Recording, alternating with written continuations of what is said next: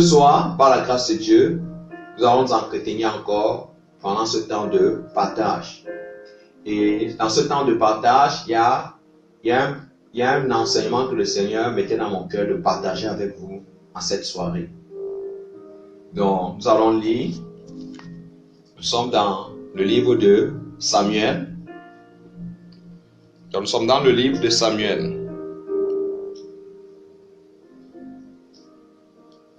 Donc, vous allez ouvrir vos Bibles avec vous. Donc, nous sommes dans 1 Samuel.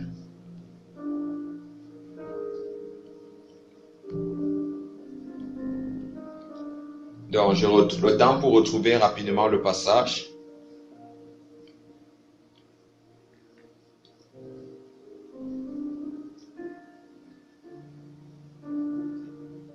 Donc, 1 Samuel chapitre 3, nous allons lire à partir des premiers versets. Donc, 1 Samuel chapitre 3. Donc, si vous êtes, nous allons commencer la lecture. Donc, je lis 1 Samuel chapitre 3 à partir du premier verset. Le jeune Samuel était au service de l'Éternel devant Élie. La parole de l'Éternel était rare en ce temps. Les visions n'étaient pas fréquentes. En ce même temps, Élie, qui commençait à avoir les yeux troubles et ne pouvait plus voir, était couché à sa place. La lampe de l'Éternel n'était pas encore éteinte et Samuel était couché dans le temple de l'Éternel où était l'arche de Dieu. Alors l'Éternel appela Samuel et répondit, me voici.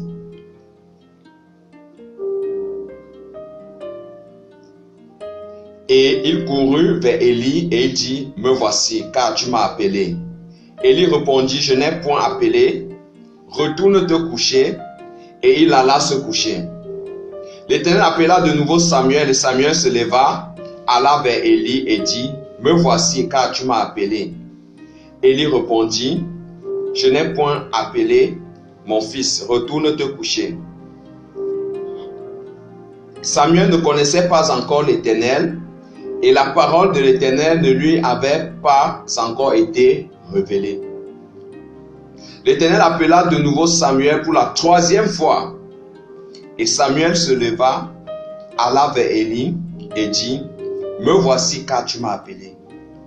Élie comprit que c'était l'Éternel qui appelait l'enfant. Et il dit à Samuel, va, couche-toi, et si l'on t'appelle, tu diras, parle Éternel, car ton serviteur écoute. Et Samuel alla se coucher à sa place. L'Éternel vint et se présenta, et il appela comme les autres fois, Samuel, Samuel. Et Samuel répondit, parle, car ton serviteur écoute. Alors l'Éternel dit à Samuel, voici je vais faire en Israël une chose qui étourdira les oreilles de quiconque l'entendra. En ce jour, j'accomplirai sur Élie tout ce que j'ai prononcé contre sa maison. Je commencerai et j'achèverai. Je lui ai déclaré que je veux punir sa maison à perpétuité à cause du crime dont il a connaissance et par lequel ses fils se sont rendus méprisables sans qu'il les ait réprimés. C'est pourquoi je jure à la maison d'Élie que jamais le crime de la maison d'Élie ne sera expié, ni par des sacrifices, ni par des offrandes. Samuel resta couché jusqu'au matin, puis il ouvrit les portes de la maison de l'Éternel. Samuel craignait de raconter la vision à Élie. Mais Élie appela Samuel et dit, Samuel mon fils. Il répondit, me voici. Et Élie dit, quelle est la parole que t'a adressée l'Éternel? Ne me cache rien. Que l'Éternel te traite dans toute sa rigueur si tu me caches quelque chose de tout ce qu'il t'a dit. Samuel lui raconta tout sans lui rien cacher. Et Élie dit, c'est l'Éternel, qu'il fasse ce qui lui semblera bon. Samuel grandissait, l'Éternel était avec lui, et il ne laissa tomber à terre aucune de ses paroles. Tout Israël, depuis Dan jusqu'à Beersheba, reconnut que Samuel était établi prophète de l'Éternel. L'Éternel continuait à apparaître dans Silo, car l'Éternel se révélait à Samuel dans Silo par la parole de l'Éternel. Le jeune Samuel était au service de l'Éternel devant Élie. La parole, vous m'excusez. Donc, vous voyez, ici, nous avons l'histoire du jeune Samuel qui était au service de Élie le prêtre. Le prêtre, le souverain sacrificateur à l'époque. Et le verset qui m'intéresse le plus, c'est le verset 19, où la Bible dit, Samuel grandissait et l'Éternel était avec lui. Il ne laissa tomber à terre aucune de ses paroles. Aucune de ses paroles, bien aimées. La Bible est claire, il ne laissa tomber à terre aucune de ses paroles. Donc ce soir, j'aimerais que nous puissions partager dessus. J'aimerais t'inviter, toi qui m'écoutes et qui es enfant du Seigneur, de ne pas laisser tomber aucune des paroles du Seigneur à terre. Toutes les paroles que le Seigneur te donne, ne les laisse pas à terre, ne les néglige pas, ne les méprise pas. Ça, c'est le thème que j'aimerais partager avec vous. Bien aimé, c'est un thème où le Seigneur m'interpellait encore ces jours-ci. Et en fait, le Seigneur m'a mis à cœur de pouvoir partager aussi avec vous. C'est vraiment important. Donc, nous voyons à partir du verset 1 que Samuel, l'époque de Samuel était une époque particulière, bien aimé. Tout comme notre époque dans laquelle nous nous trouvons. On nous dit, au verset 1, que le jeune Samuel servait Yahweh en présence d'Élie. La parole de l'Éternel était rare en ce temps et les visions n'étaient pas fréquentes. Bien aimé, nous sommes dans un temps où la parole de l'Éternel, la parole de Yahweh est rare. Elle est rare, elle est très rare, la parole authentique, la véritable parole qui transforme les cœurs, qui change les vies. Cette parole, elle est rare. Les visions ne sont plus fréquentes, les visions authentiques. De nos jours, c'est le chimère qu'on voit dehors. De nos jours, on se demande qui est apôtre, qui est prophète, qui est pasteur. Ça, c'est le temps dans lequel Samuel se trouvait. Pourquoi? Parce que le leader, parce que les envoyés à l'époque, à ce temps-là, avaient échoué. L'envoyé du Seigneur en ce temps, c'était Élie. Élie le prêtre. Il n'avait pas rempli sa mission, bien aimé. Il n'avait pas rempli sa mission. Voilà pourquoi la parole de l'Éternel a commencé à être rare. Voilà pourquoi les songes, les visions commençaient à être rares. L'Éternel ne parlait pratiquement plus. Les gens cherchaient la parole. Nous sommes dans un temps comme celui-ci. Bien aimé, nous sommes dans un temps comme celui-ci, où la parole est rare, les gens cherchent la parole véritable. Cette parole qui donne la vie, cette parole qui a franchi du péché, cette parole qui transforme les cœurs, qui transforme les vies. Cette parole qui délivre de la masturbation, cette parole qui délivre de la fornication, cette parole qui délivre de la sorcellerie, cette parole qui délivre du banditisme, cette parole qui apporte la réconciliation là où il y avait la division, cette parole qui apporte le miracle, qui opère le miracle dans la vie de ceux qui ne croyaient plus. Cette parole qui apporte la guérison, aussi bien spirituelle du cœur ou bien physique du corps. Cette parole-là qui est puissante pour agir, qui délivre les gens de toute forme de servitude. Bien aimés, nous sommes dans ce temps-là. Et la Bible nous dit que, en ce temps, il arriva en ce temps qu'Élie était couché à sa place. Le verset 2, ses yeux commençaient à se ternir, et il ne pouvait plus voir. Ça, c'est dans la version BIM, une version de la Bible que je lis aussi. Donc, Élie était assis à sa place. Bien aimés, nous sommes dans un temps où la parole est rare. Pourquoi? Parce que beaucoup sont assis, ont défini certaines places. Beaucoup de serviteurs de Dieu ont défini certaines places dans laquelle ils préfèrent s'asseoir. Et la place dans laquelle ils se trouvent n'est pas la place à laquelle le Seigneur les attend. Comme Élie s'était forgé certaines places, il était assis sur cette place, bien aimé. Et la Bible nous dit que ses yeux commençaient à se ternir. Donc, il commençait à avoir la vision trouble. Dans d'autres versions, comme la Louis II dit, Élie commençait à avoir les yeux troubles. Il ne pouvait plus voir. Donc, il commençait à avoir les yeux troubles. Quand on parle des yeux troubles, les yeux nous parlent spirituellement de la vision. Donc, Élie avait du mal à voir, à percevoir. Il avait du mal à percevoir les choses spirituelles. Lui qui était un homme spirituel. Quand on parle de prêtres de l'Éternel, ce sont des personnes que Dieu a établies. Des personnes que Dieu a mandatées. Des personnes que Dieu a mis son onction sur leur vie pour éclairer le peuple. Parce que ces personnes voient. Parce que ces personnes ont l'Esprit de Dieu. Mais Élie ne correspondait plus. Il ne correspondait plus à cet homme que l'Éternel avait établi.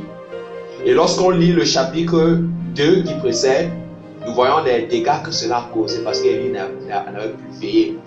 En tant que serviteur de Dieu, en tant que point de l'Éternel, il n'avait plus veillé. À tel point où il n'a pas repris ses enfants.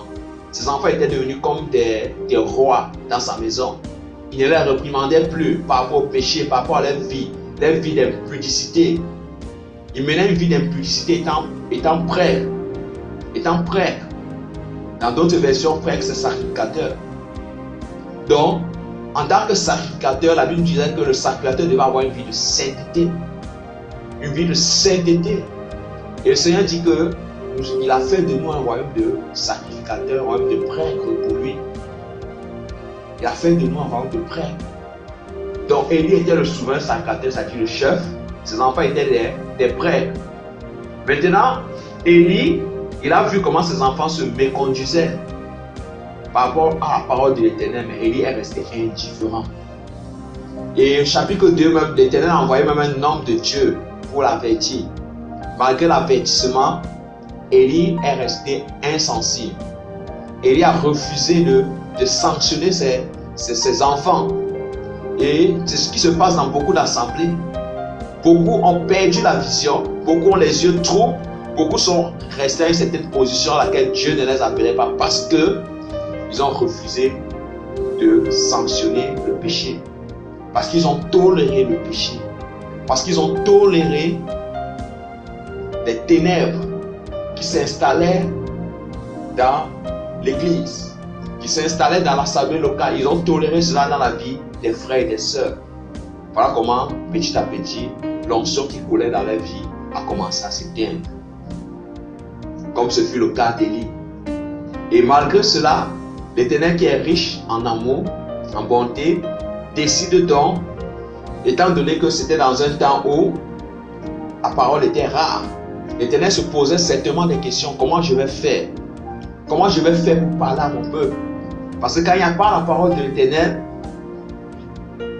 le peuple est dans l'égarement. Quand il n'y a pas la parole de l'Éternel, quand il n'y a pas la parole authentique, le peuple est dans l'égarement. Le peuple est dans les ténèbres. Et Dieu, ça ne lui plaît pas de voir ses enfants dans les ténèbres. Dieu se posait certainement cette question. Comment est-ce que je vais faire pour que de nouveau ma parole soit communiquée? Et bien avant, bien aimé, il y a une servante de l'Éternel du nom d'Anne, qui était une femme de prière. Elle avait fait une prière à l'Éternel, que si tu me donnes un enfant, je le consacrerai à toi. Et l'Éternel a exaucé. Cet enfant, c'était Samuel. Samuel avait le cœur de l'Éternel, le cœur de Dieu. Et l'Éternel, on nous parle de l'histoire de Samuel. On nous parle de Samuel. Donc, par la suite, on nous dit, le verset 3, et avant que les lampes d'Élohim soient éteintes, Samuel, Shemuel, c'est-à-dire Samuel, était aussi couché dans le temple de Yahweh, où était l'arche d'Élohim, où était l'arche de Dieu. Donc, bien aimé, voilà deux personnes qui étaient dans le temple de l'Éternel. Vous voyez? Nous avons Élie, le grand prêtre, et Samuel. Mais Élie avait choisi certaines positions. Élie ne voulait plus se balader dans tout le temple. Il avait choisi certaines positions, certaines places où il devait rester. Il y a une forme de limitation dans sa vie. Il avait choisi de ne plus sanctionner ses fils par rapport au péché. Il avait décidé de tolérer le péché. Vous voyez un peu? Mais par contre, le jeune Samuel, on nous dit que dans le temple, le lieu où Samuel était logé, c'était à côté de l'arche. Il était dans le temple, mais pas n'importe quel endroit. Il était dans l'arche de l'Éternel. Il était dans le lieu très saint, le lieu où il y avait l'arche de l'Éternel. Dans la Bible, l'arche nous parle de la présence de Dieu. On parle de l'arche de l'Éternel dans la Bible. Ça nous fait référence à la présence de Dieu. Donc, l'arche de l'Éternel restait là où il y avait la présence de Dieu. Donc, Samuel était dans la présence de Dieu. Mais il était au service d'Élie. Bien aimé, ce qui se passe par la suite, c'est quoi? Parce qu'il faut comprendre le caractère. Avant, pourquoi est-ce que Dieu a choisi de se révéler à Samuel? Bien aimé, Samuel avait un cœur vraiment serviable. La Bible dit que Yahweh appela Samuel. Donc, il a décidé de se révéler à Samuel, de révéler sa parole à Samuel. Parce qu'il voulait sauver son peuple. Le Seigneur n'est jamais content lorsqu'il voit son peuple dans l'égarement, bien aimé. Il va toujours susciter des hommes et des femmes pour interpeller, afin que son peuple revienne à la raison, afin que son peuple revienne sur le droit chemin. Et le Seigneur a trouvé Samuel. Pourquoi est-ce que le Seigneur a trouvé Samuel?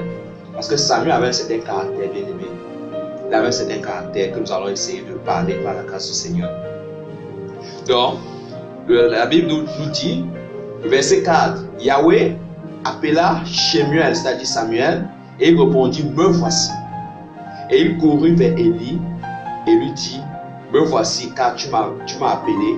Mais Élie dit, je ne t'ai pas appelé, retourne te coucher. Et il s'en alla et se coucha. Yahweh appela encore Samuel. Samuel se leva et s'en alla vers Élie.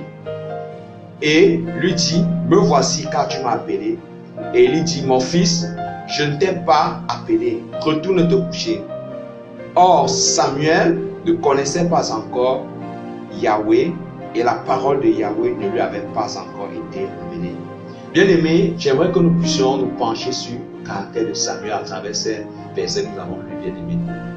Nous voyons Samuel qui était là au service de son maître Élie.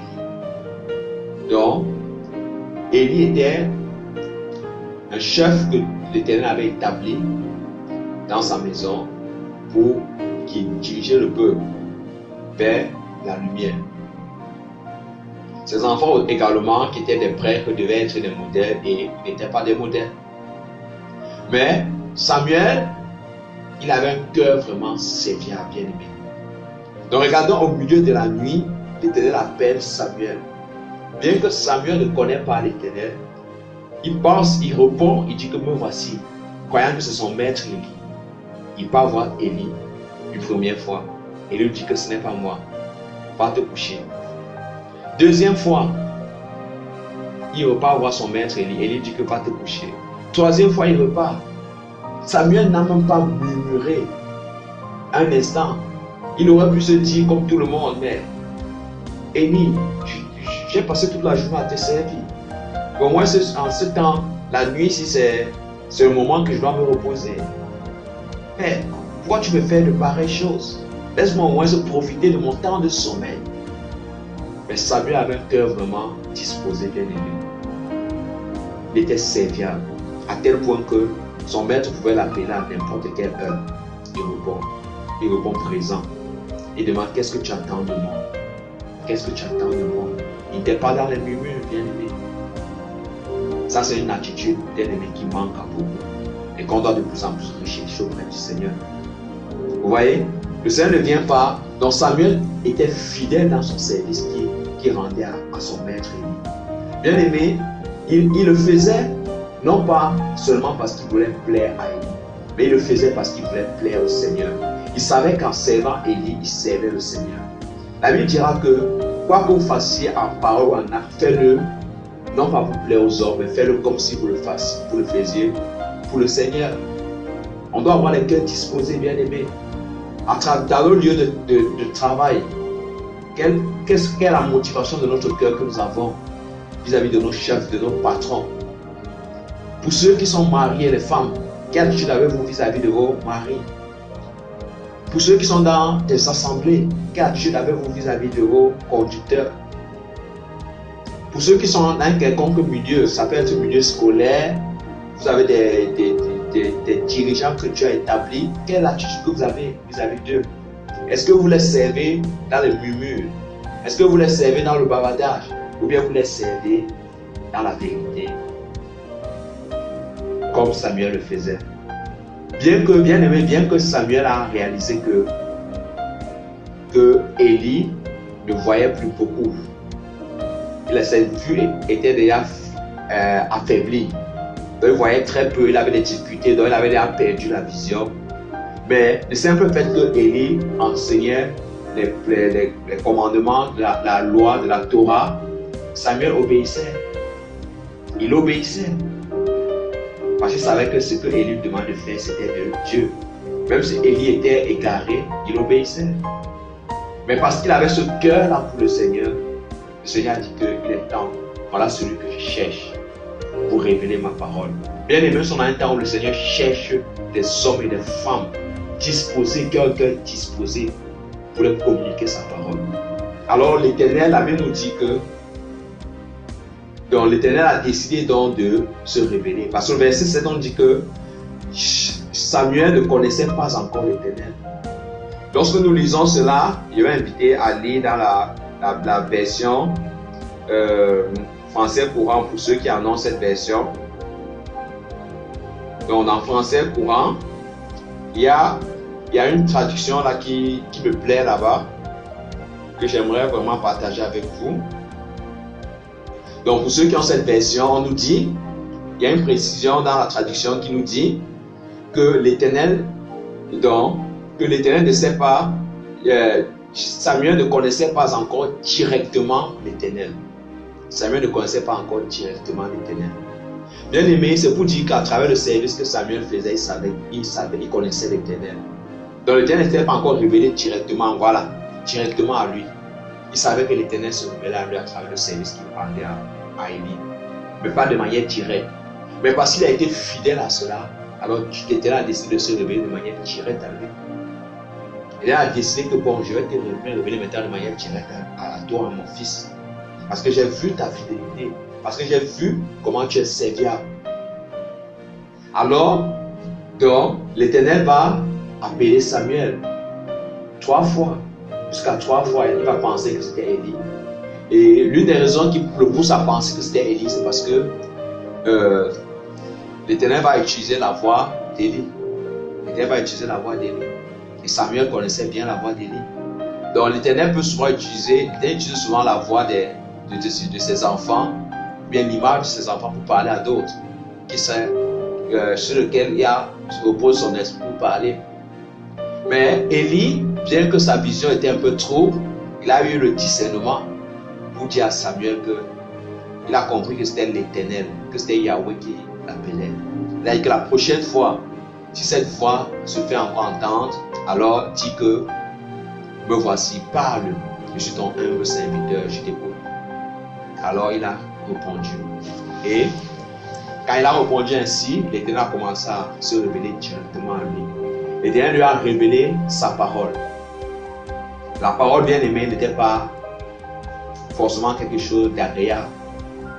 Donc, pour ceux qui aspirent à la parole, à ce que le Seigneur leur parle, bien aimé, ça ne sera pas toujours des paroles agréables qui vont faire plaisir à notre âme, à notre chair. Et le meilleur endroit par excellence, d'abord, c'est la parole à travers la Bible.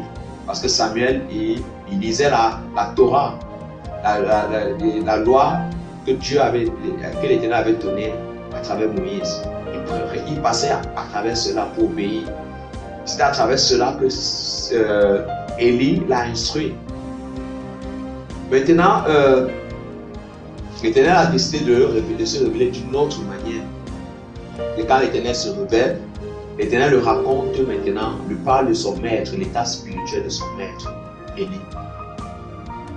L'Éternel lui parle, comment est-ce qu'il a averti, comment est-ce qu'il a envoyé un homme pour l'interpeller, comment est-ce qu'il s'est méconduit vis-à-vis de ses enfants qui ont méprisé les choses saintes, qui ont méprisé la parole du Seigneur, qui ont méprisé le Seigneur. Mais Élie est resté indifférent. Le Seigneur a annoncé une parole de jugement contre Élie, contre la maison, contre sa maison. Bien aimé, il y a un temps où l'Éternel avertit. Il y a un temps où l'Éternel avertit. Parce que l'Éternel ne désire pas nous perdre. Mais si on s'endurcit, bien aimé, si on s'endurcit, l'Éternel continue à nous avertir. Mais lorsque le temps arrive, que l'Éternel trouve bon, que je l'ai suffisamment averti, il ne veut pas m'écouter. Bien aimé, c'est le jugement de l'Éternel qui s'en va. Et de plus en plus, bien aimé, l'Éternel va de plus en plus juger dans cette génération. Il va de plus en plus juger, bien aimé. Parce qu'il y a beaucoup que le Seigneur a interpellé, mais qui se sont endurcis. Il y a beaucoup que le Seigneur a interpellé, beaucoup que le Seigneur a parlé, beaucoup que le Seigneur a envoyé des messagers qui se sont endurcis. Alors, leur jugement d'Éternel est arrivé. Bien aimé, leur jugement d'Éternel est arrivé. Et l'Éternel a donné sa parole à Samuel. Et le matin, quand l'Éternel va finir de causer avec Samuel, la Bible nous dit au verset 16, m'excusez. La Bible nous dit au verset 15, voilà. Et Samuel resta couché jusqu'au matin, puis il ouvrit les portes de la maison de Yahweh. Or Samuel craignait de rapporter cette vision à Élie. Bien aimé, Samuel était dans la crainte, car c'était terrible ce que l'Éternel avait projeté de faire contre Élie et sa maison. Et Samuel ne voulait pas dire. Il voulait garder cela secret. En fait, il est nouveau dans la chose.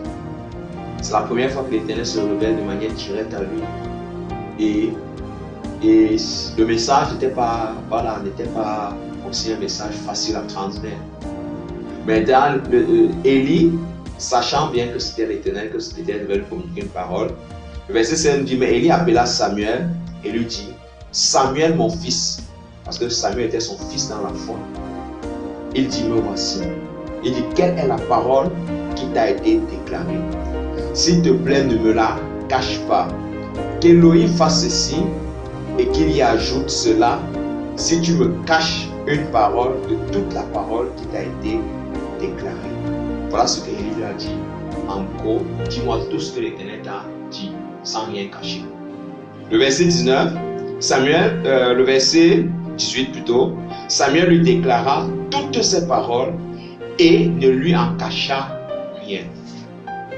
Il dit, et il dit, c'est-à-dire il s'est mis pour Élie et il dit, c'est Yahweh qu'il fasse ce qui est bon à ses yeux. Bien aimé, voici un serviteur de Dieu que l'Éternel l'avait dit pour une énième fois. L'Éternel passe même par l'un de ses enfants dans la foi pour l'avertir une énième fois.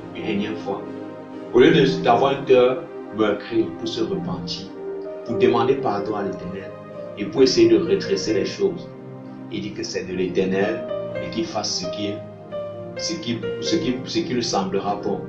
Vous voyez, Élie est entré dans un endurcissement de cœur à cause de ses multiples rébellions, résistances vis-à-vis de la parole d'Éternel, vis-à-vis de l'interpellation. Et ça ne lui disait plus rien. On lui parle qu'il y a un jugement qui arrive. Il dit que c'est de l'Éternel. Il ne dit pas que ce n'est pas Dieu qui a parlé. Il dit que mon fils Samuel, c'est Dieu qui a parlé, mais qu'il fasse ce qui lui semblera bon, bien aimé. Il y a beaucoup de serviteurs de Dieu dans ce temps qui sont déjà peut-être à ce niveau. Ils sont déjà à ce niveau. Ils sont insensibles, ils sont devenus insensibles à la voix de Dieu, à l'interpellation du Seigneur. Pour les pareilles personnes, l'Éternel ne peut que juger. Pour les pareilles personnes, l'Éternel ne peut que libérer son jugement qu'il a prédit. Mais si quelqu'un écoute la parole du Seigneur et se repent, crie à l'Éternel, soupire auprès de l'Éternel, l'Éternel le pardonnera, l'Éternel le relèvera. L'Éternel oubliera le mal qu'il avait projeté de le faire, bien aimé. Voilà pourquoi nous devons constamment rechercher un cœur repentant devant le Seigneur. On doit constamment rechercher un cœur repentant. Parce que ce qui est arrivé à Élie peut aussi arriver à n'importe qui. Ça peut arriver à n'importe quel serviteur de l'Éternel. Personne n'est arrivé. On doit avoir recherché un cœur repentant devant le Seigneur. On doit véritablement l'aimer.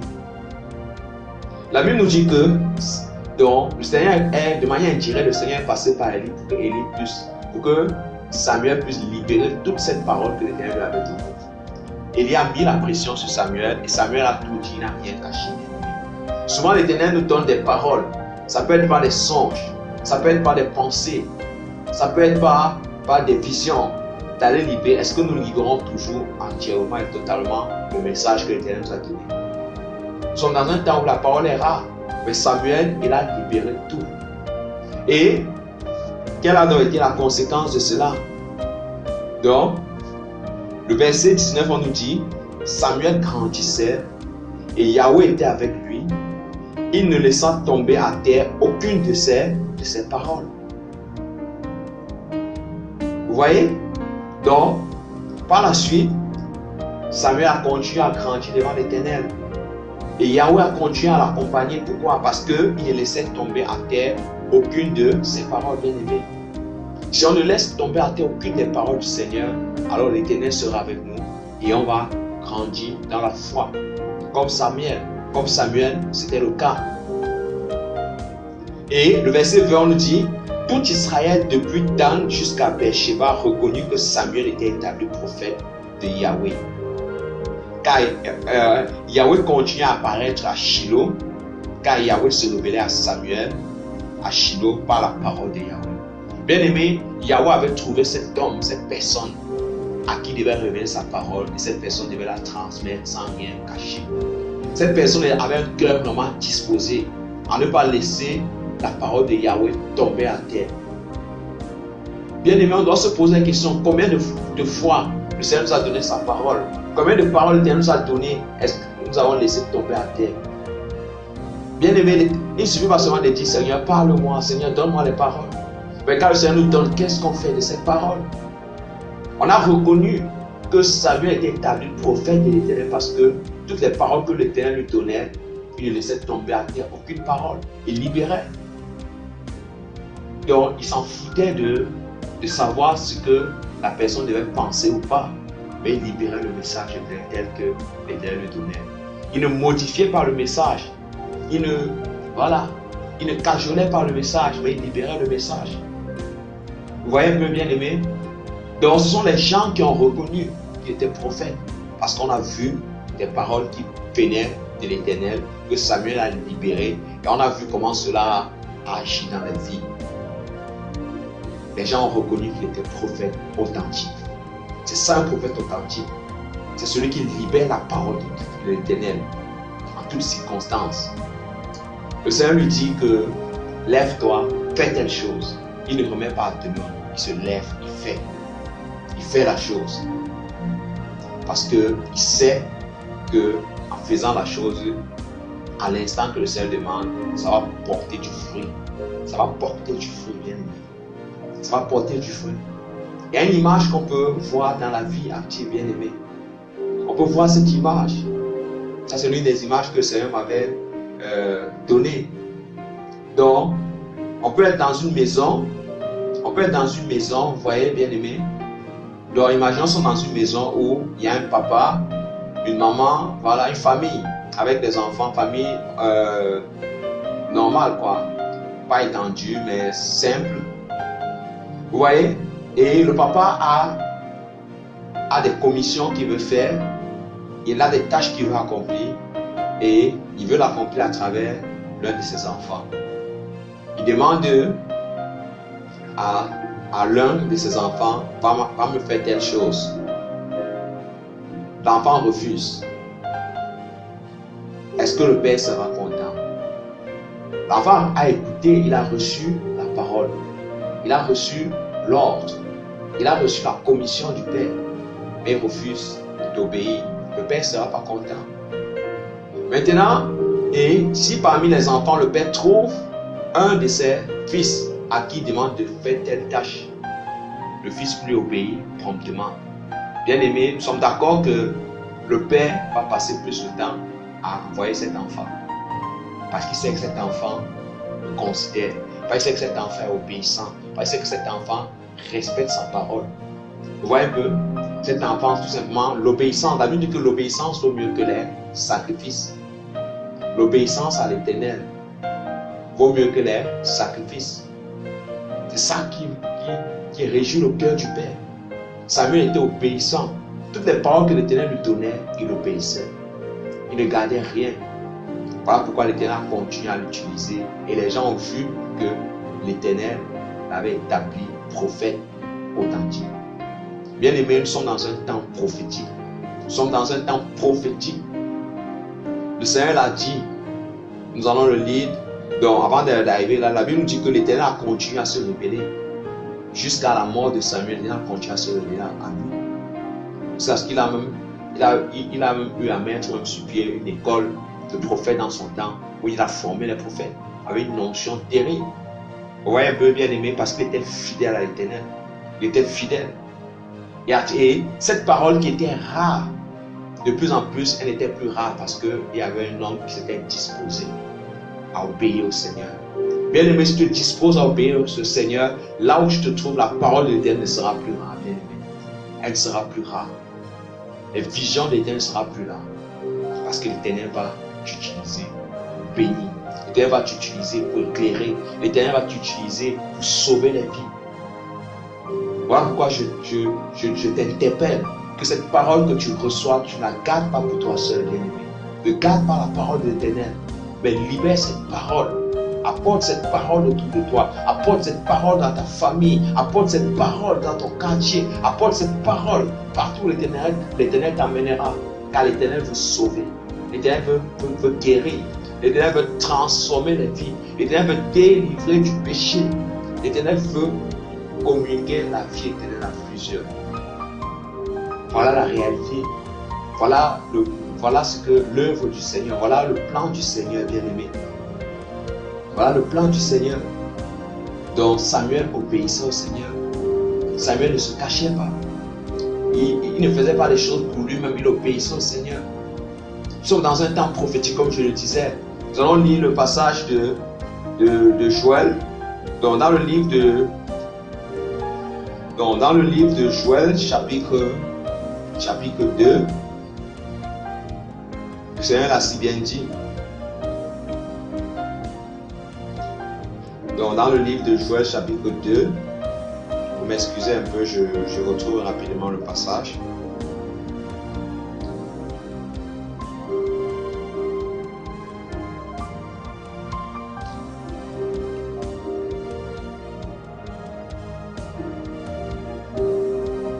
Donc, on va aller plutôt dans Acte 2. C'est mieux Acte 2 parce qu'il y a une précision qui est ajoutée dans Acte 2.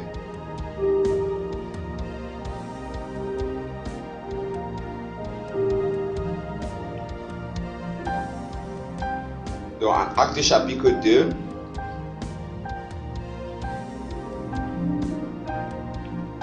Donc, nous sommes dans Acte chapitre 2.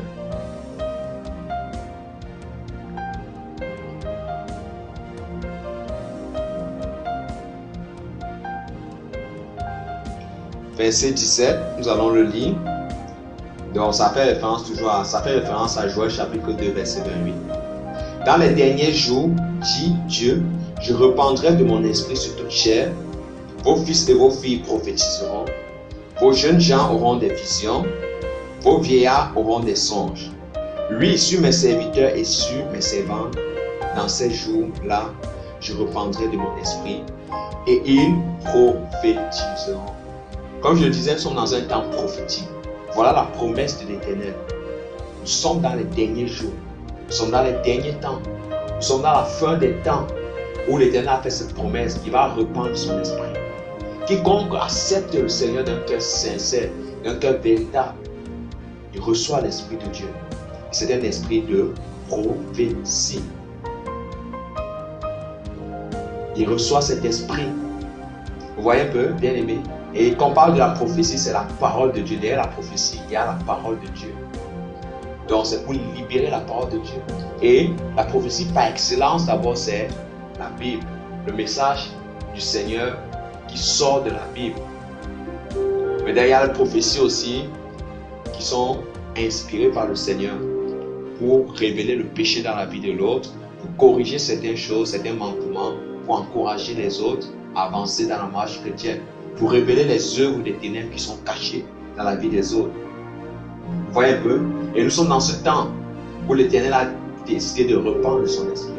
Et lorsqu'il répand son esprit, ce n'est pas pour qu'on garde sa parole, mais c'est qu'on la partage autour de nous. Les paroles qu'on reçoit dans la méditation, dans le moment de méditation, qu'est-ce qu'on fait de ces paroles? Les songes, les visions que le Seigneur nous donne, qu'est-ce qu'on fait de ça? Bien-aimé, il faut partager cette parole. Évidemment, avec sagesse, pour les songes, les visions, il faut savoir vérifier si c'est connaître à qui cela est concerné le public. Et voilà, et partager. Si le Seigneur veut que vous partagiez, il faut obéir. Il y a certains que le Seigneur peut vouloir que vous gardiez, vous ne partagez pas maintenant et plus tard. Mais il faut obéir au Seigneur, il faut écouter le Seigneur. C'est vraiment important, bien aimé. C'est important. Vous voyez, c'est vraiment important. Si on revient encore sur l'obéissance, comme j'ai pris une image, dans la Bible, nous voyons la parabole des deux fils. Il y a la parabole des deux fils où on nous parle d'un père qui avait deux fils. Et c'était le temps de... Le passage m'échappe un peu, mais je vais procéder rapidement. Donc c'était le temps de la récolte, la moisson des vignes. Et le papa dit au premier fils qui était l'aîné, viens m'aider dans la récolte. Le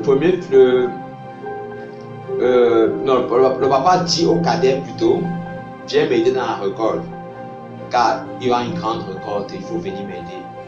Le cadet refuse et dit à son papa qu'il ne vient pas. Je paraphrase. Parce qu'il savait que la récolte là ne l'appartenait pas, puisqu'il n'était pas l'aîné. En Israël, c'est le premier-né qui recevait l'héritage. Et le papa se tourne vers l'aîné et lui dit que mon fils, viens m'aider pour la récolte, sinon on va perdre la récolte. Et l'aîné dit à son papa, oui, père, j'ai compris, j'arrive. La Bible nous dit que il a répondu ainsi, mais il n'est pas venu. Et par derrière, le cadet qui avait refusé, il s'est repenti. Il a dit que c'est quand même mon père. Ce que je fais n'est pas bien. Il est reparti pour l'aider. Et ils ont sauvé la récolte. La Bible nous dit, entre les deux, la Bible nous dit que celui qui a obéi à son père, c'est le deuxième. Le premier a dit oui. Il y a beaucoup, on peut se poser ces questions, mais combien de paroles le Seigneur nous a donné, on a dit oui, mais est-ce qu'on a obéi? Nous sommes dans la désobéissance, bien aimé. On est dans la désobéissance. Le Seigneur ne veut pas le oui, mais le Seigneur veut que le oui là soit accompagné. Il ne veut pas seulement le oui, mais il veut que le oui là soit accompagné de la pratique. Vous voyez un peu? Donc, l'aîné,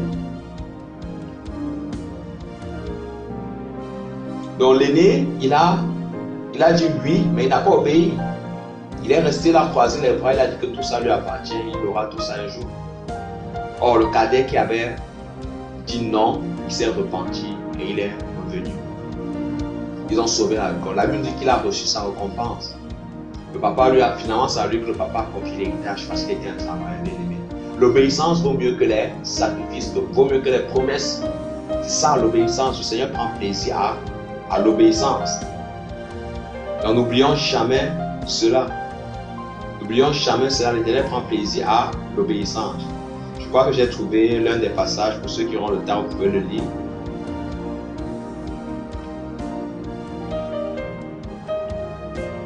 Donc dans Matthieu chapitre 21 du verset 28 à 31, c'est là que ça parle de la parabole des talents. Vous pouvez lire ce passage, méditer ce passage, l'obéissance. Vous voyez un peu, non, bien aimé, c'est un peu ça. La parole de l'Éternel. On doit de plus en plus désirer. Bien aimé, les prophètes authentiques de l'Éternel, c'était des personnes qui soupiraient auprès de la parole de l'Éternel. Parce qu'ils savaient la valeur de cette parole. Ils savaient la portée de cette parole. Bien aimé. Ces personnes soupiraient. Et quand l'Éternel leur donnait cette parole, ces personnes ne manquaient pas de l'exécuter, d'obéir à cette parole.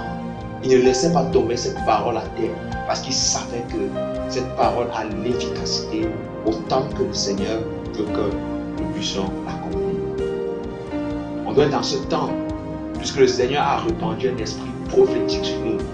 On doit désirer sa parole. Lorsque le Seigneur donne sa parole, on doit être prompt à obéir. Comme le jeune Samuel, on doit obéir à cette parole afin que le Seigneur nous amène encore plus loin avec lui. Parce que Samuel grandissait devant l'Éternel, devant les hommes, parce qu'il obéissait à la parole de l'Éternel. Parce que chaque parole que le Seigneur lui donnait, il ne laissait pas tomber sur la terre.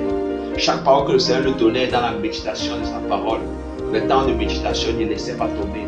Chaque parole que le Seigneur lui donnait pendant les temps d'enseignement à travers Élie le prêtre, il ne laissait pas tomber. Chaque parole que le Seigneur lui donnait en vision, en songe, en prophétie, il ne laissait pas tomber.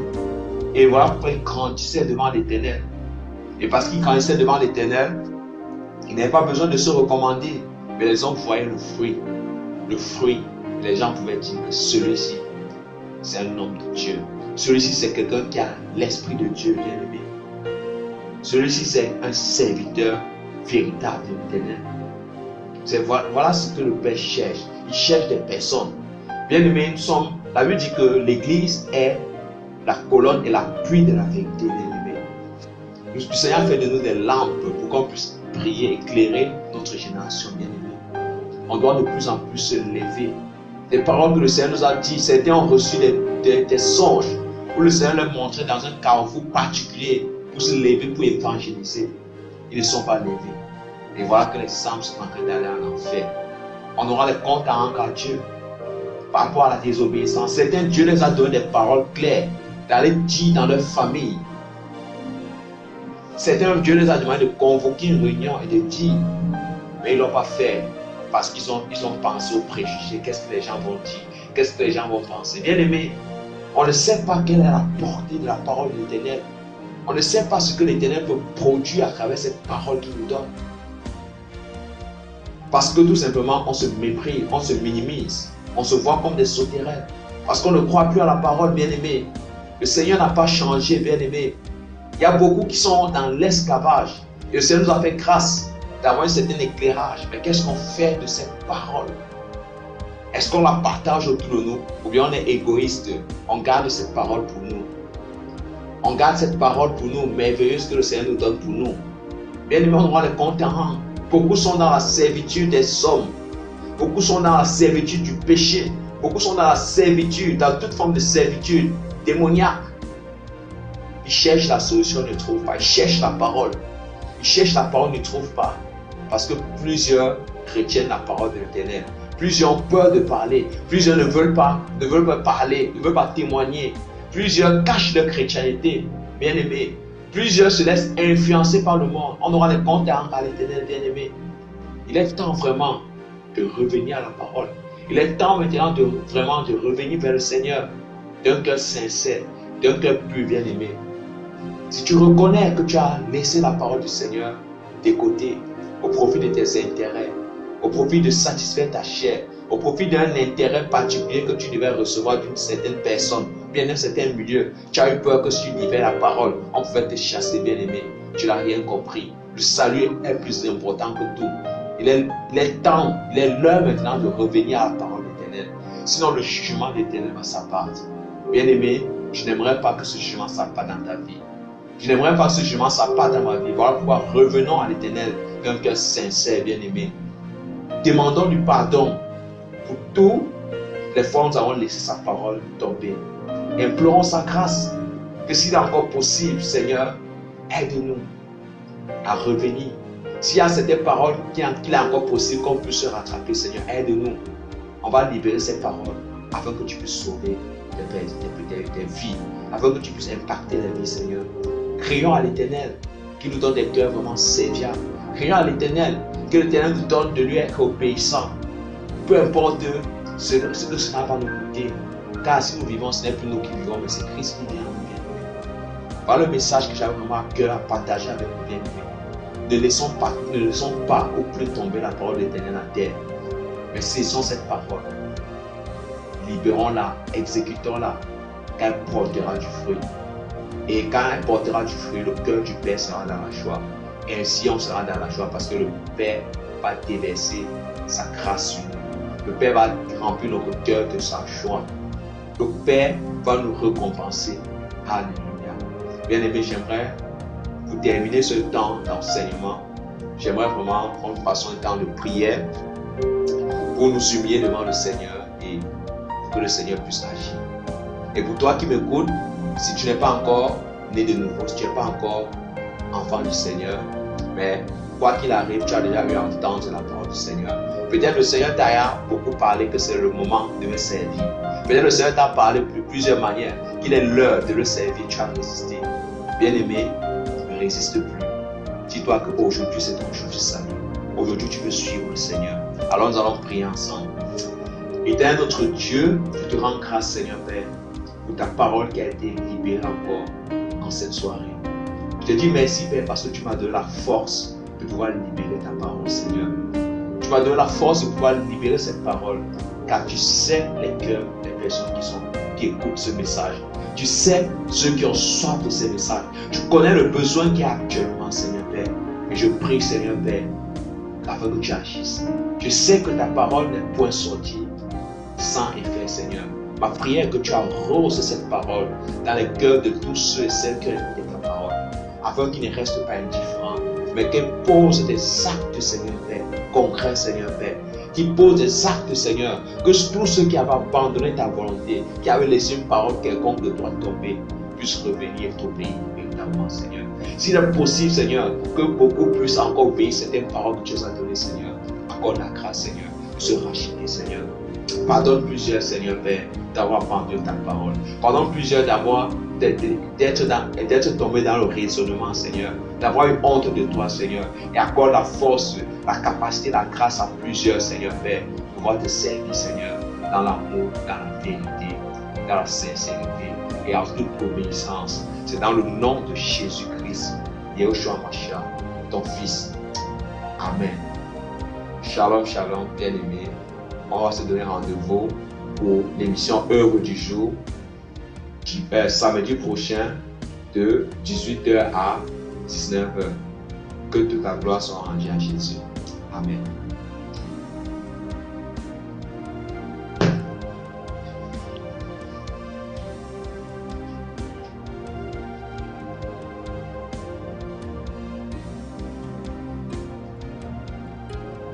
L'Église n'est ni une culture, ni une marque. Elle n'est ni un business, ni un club. Elle n'est pas divisée. Elle n'est ni noire, ni blanche. Elle n'est pas politique. Elle n'est ni un concert, ni un spectacle. L'Église ne fait pas comme le monde. Elle ne fait pas de compromis. Elle est fondée sur la vérité. C'est là que les vies sont changées, que les pécheurs sont libérés, que les chrétiens grandissent et que les liens familiaux sont forts. C'est là que les leaders sont unis, sincères et prêts à donner leur vie pour les autres. Dieu est en train de rassembler des leaders